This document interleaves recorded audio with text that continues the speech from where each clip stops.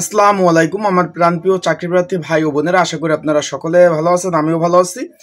বরাবর মতো আপনাদের মাঝে আরেকটি ভিডিও নিয়ে আসলাম। আজকের ভিডিওর টপিকসটা হলো, সকলে আমাকে প্রতিদিন ফোন দান জানতে চান যে ভাই হসপিটাল, বিভিন্ন হসপিটাল, সরকারি বিভিন্ন হসপিটাল যে আউটসোর্সিং যে নিয়োগগুলো হয়ে থাকে, সেটা কি আসলে আউটসোর্সিং চাকরি নেওয়ার পরে আমার এটা কি সরকারিভাবে আমার চাকরিটা হয়ে যাবে কিনা, বা এটা পার্মানেন্ট হবে কিনা। যেহেতু আউটসোর্সিং, এটা কি সরকারি ফুল সরকারি চাকরি হওয়ার সম্ভাবনা কতটুকু আছে, সেই বিষয়ে কিন্তু আপনারা আমার এই ভিডিওর মাধ্যমে জানতে চেয়েছেন, আমার কাছে জানতে চেয়েছেন। আজকে আমি এই ভিডিওতে আপনাদের সম্পূর্ণ একটা খোলাসা করে দেওয়ার চেষ্টা করব যে আসলেই কি আপনি এই চাকরিটা নেওয়ার পরে কি আপনার চাকরি কি গভর্নমেন্ট হবে, রাজস্ব খাতে যাবে কিনা, এই ধরনের তথ্য আপনাদের জানিয়ে দেবো। যেহেতু আপনারা বিভিন্ন বিভিন্ন প্রতিবেশী, তারপর পরিচিত রিলেটিভ, তারা বলে যে চাকরি নাও, পরবর্তীতে গভর্নমেন্ট হয়ে যাবে, চাকরি যাবে না, এত টাকা দাও, এত টাকা দাও, ইত্যাদি ইত্যাদি আপনারা বলেন। সেই বিষয়ে কিন্তু আজকে ভিডিওটা তৈরি করা আছে যে আসলে আপনারা কি প্রতারণার শিকার হবেন, না আপনারা চাকরি নেবেন কি নেবেন না,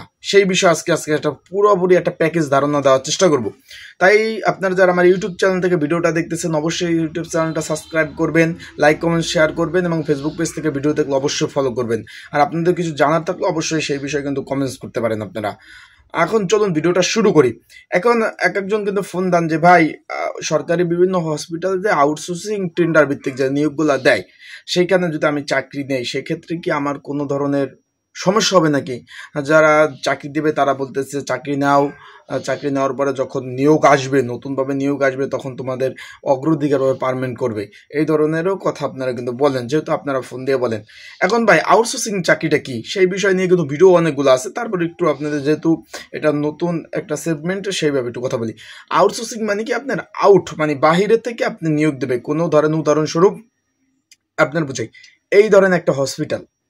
এখন এই হসপিটালটা আপনার উদাহরণস্বরূপ 50 জন লোক লাগবে, উদাহরণস্বরূপ। এখন 50 জন লোক লাগে, হুট করে কিন্তু একটা গভর্নমেন্ট একটা নিয়োগ দেওয়া কিন্তু সম্ভব না। এটা বাংলাদেশ ব্যাংক, তারপর আপনার জনপ্রশাসন মন্ত্রণালয় থেকে অনুমোদিত আইসা, বাংলাদেশ ব্যাংক থেকে পুরো অনেক প্রসেস মেনটেন করে কিন্তু নিয়োগ দিতে হয়।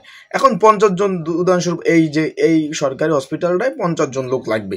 সেক্ষেত্রে তারা করে কি, অর্থমন্ত্রণ থেকে একটা অনুমোদন আইনা তারা করে কি টেন্ডার ভিত্তিক, ধরেন আমার টেন্ডার দেয়, আমার নাম মেহেদি, যে মেহেদি এন্টারপ্রাইজ, একটা টেন্ডার নিলাম আমি, যে আমি এই হসপিটালকে 50 জন লোক দিব, 50 জন লোক দিব।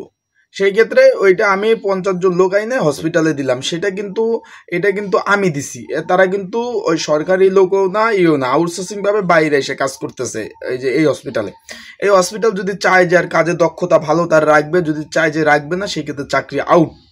এখানে আরেকটা আছে, বিভিন্ন জনে শুনতে পাওয়া যায় যে ধরেন একটা কোম্পানি থেকে আপনার হসপিটালে দিল, সেখানে বেতন হলো 17,000 টাকা, সেইখান থেকে তারা 5,000 নেয়, 12,000 আপনারে দেয়, এইরকম হয়। আর আপনারা যে অনেকে বলতেছেন যে ভাই এটা আসলেই সরকারি হবে কিনা, সরকারি আছে কিনা, না ভাই, সম্পূর্ণ এইখান তো লেখাই আছে চাকরি নিয়মে কোনো ধরনের সরকারি হবে না। যে কোনো জায়গায় আপনার বদলি করলে যেতে হবে, তারপর আপনাকে যে কোনো সময় আপনার চাকরি থেকে বাদ দিতে পারে, এবং কোনো ধরনের আপনার চাকরি চলে গেলে কোনো ধরনের আদালতে রিট খারিজ মামলা, কোনো ধরনের এই সংক্রান্ত কোনো ধরনের মামলা আপনারা করতে পারবেন না। এই ধরনের কিন্তু সব অ্যাপয়েন্টমেন্ট লেটারে লেখা থাকে, বা তাদের আবেদন, তাদের যে আউটসোর্সিং নিয়োগের যে বিধিমালা, সেইখানেও সকল ধরনের আছে।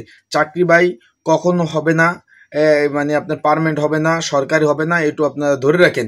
আপনারা যারা ভাবছেন যে সরকারি হবে, পার্মানেন্ট হবে, আমরা চাকরি নিব, তাদের ধারণা অন্তত ভুল। আপনারা একটু খেয়াল রাখবেন, এই ধরনের প্রতারণারিতে কিন্তু আপনার পা দেবেন না, কারণ যে কোনো সময় চাকরি চলে যেতে পারে। আর আপনি যদি আপনি আউটসোর্সিং ভাবে চাকরি করেন, সেটা ভালো, কিন্তু ওই যে পার্মানেন্টের আশায় সরকারিকরণ হবে, বা আমি এই রাজস্ব খাতে যাব, এইটা জীবনও হবে না। আশা করি আমার ভিডিওর মাধ্যমে আপনারা গুরুত্বপূর্ণ তথ্য পেয়েছেন, এরকম আরও তথ্য আসবে।